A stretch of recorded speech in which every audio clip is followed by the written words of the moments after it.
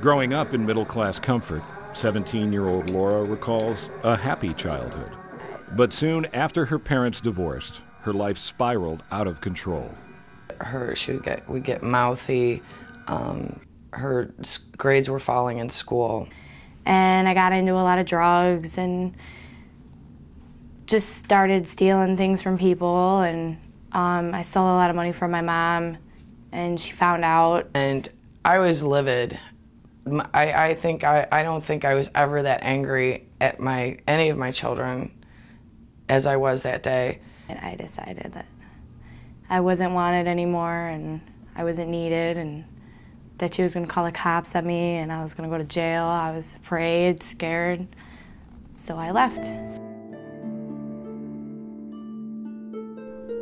Upwards of 2 million American youth are missing or homeless each year. Most, like Laura, are runaways. And unfortunately, what happens is that a lot of young people end up being exploited on the streets. Some young people will end up being involved in prostitution. Some will be involved in other illegal activity. You can be the victim of robbery yourself, or rape, or anything, murder. I mean, it happens. They think, you know, these people on the street, does anyone really care about them if they've been out there for months? Of course people care, but, you know, if you were going to pick someone to commit a crime on, who would it be? You know, someone in a house that will be missed, or someone that's sleeping in an alleyway. But when days seem their darkest, help is just a phone call away through the National Runaway Switchboard. Since its inception, over 3 million calls have been handled by caring staff and volunteers, saving lives on a daily basis. The National Runaway Switchboard is on the side of the angels. They're the last line of defense for the family and for keeping family and children whole. Operating 24 hours a day, the National Runaway Switchboard's mission is to ensure youth and families have access to crucial resources wherever they may be. All calls are confidential and handled non-judgmentally. He's actually a little bit uncomfortable. This is a not-for-profit organization, and we have 150 volunteers who are on the lines 24 hours a day to answer calls across the country from kids and their parents. We respond to youth who have actually run from home, who have left their home, are either living on the streets or are looking for some safe shelter. We respond to kids who are at home but feeling very overwhelmed and feel like they are in crisis and not able to deal with whatever situation they are in. And we also respond to families. The type of help and hope that the switchboard offers is, first of all, it's someone who will listen to you. We're non-judgmental, confidential, they're 24/7, 365 days a year, all the time. So firstly, it's someone who doesn't know you. It's a 1-800 number, and they're listening to you. You know, you don't have anything to lose because they don't know who you are. The oldest hotline of its type in the world, the National Runaway Switchboard, was founded in 1971. Today, it serves as the sole federal communication system for runaway and homeless youth. As I was dialing the phone, I was thinking, God, I hope this helps. You know, this was day 4, and I was sleepless. I hadn't eaten much. I was very distraught. I needed somebody else to start thinking for me. I just didn't have the brain cells left. At the end of the call, Debbie was asked if she wished to leave a message for her daughter. We encourage parents to leave a message for their child, and what we say is, talk to all of the friends of talk to all of your child's friends and let them know there's a message waiting for them at the National Runaway Switchboard. And in fact, we have been successful in relaying those messages and reuniting families. Every day that I was gone, I called my best friend Danielle, and she kept in close contact with my mom the whole time I was gone. My mom gave her a phone number for the Runaway Switchboard. And Danielle gave it to me, and she said, your mom left you a message, and you need to call this number. Whether you do anything with it, just try to call it if you can get to a phone. All National Runaway Switchboard Crisis Line volunteers receive some 35 hours of extensive training.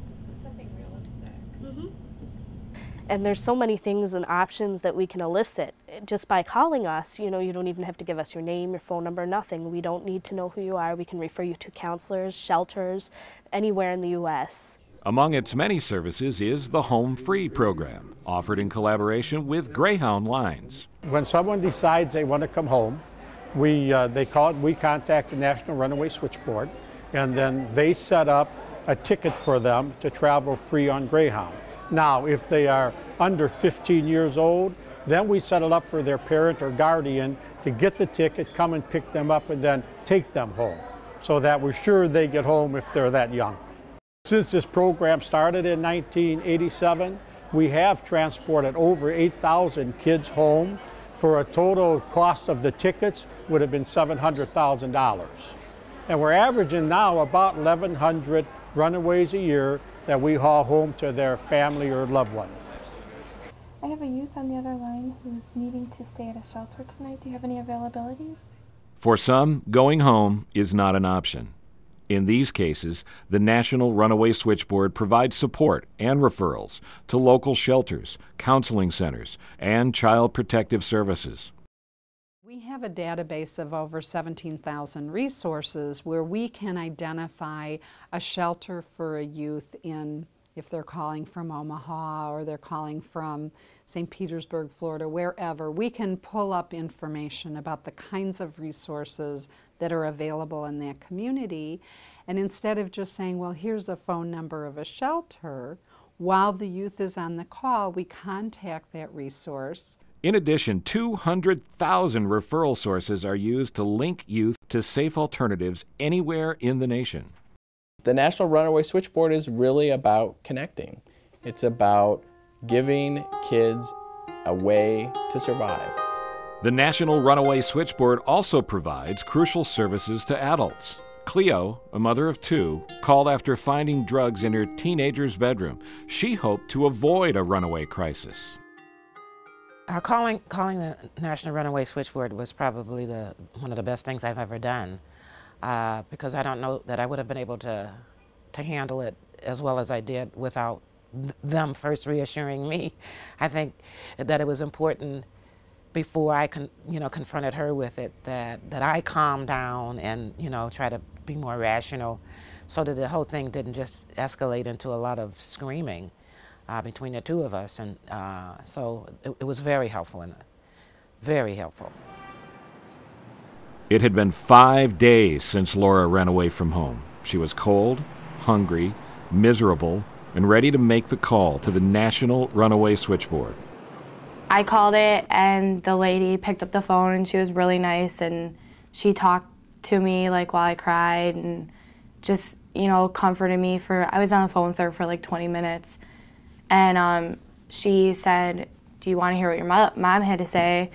And she told me, and then she asked me if I want to be connected. With Laura's consent, a call was then placed to her mother. And the counselor said, I have Laura on the other line for a three-way call, and I was just like, oh my God, I did it again. Hi, Mom. Hi, honey. Where are you? There was a lot of crying, a lot of speechless sentences, because it's just like a miracle. It was like a miracle happened.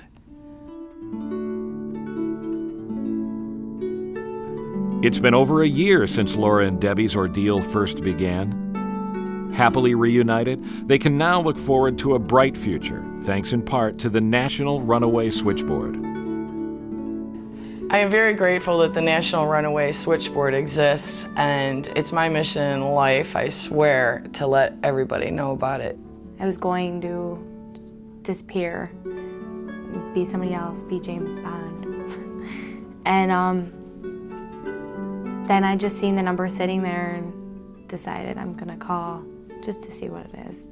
And just my curiosity brought me home, just calling this number. So if a kid's curious enough to call a number, then maybe they'll make it home. I did.